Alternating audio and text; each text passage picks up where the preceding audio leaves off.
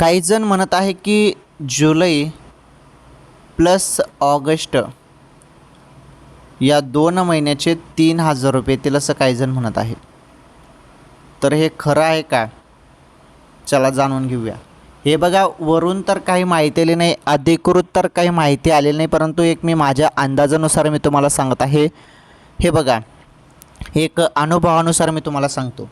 जुलैच्या एंडिंगपर्यंत पैसे जरी आले तर ते 1,500 रुपये येतील आणि ऑगस्टपर्यंत जरी जुलैचा हप्ता येण्यास उशीर झाला आणि ऑगस्टमध्ये आला, ऑगस्ट महिन्यात एक हप्ता होऊन जरी जास्तच उशीर झाला तर मग तुम्हाला ऑगस्ट आणि जुलै या 2 महिन्याचे एकत्र 3,000 रुपये येऊ शकतात बहिणींनो. जरी शासनाने निर्णय घेतला तर.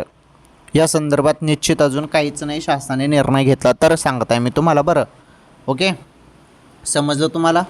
बघा आता महत्त्वाची माहिती पुढे.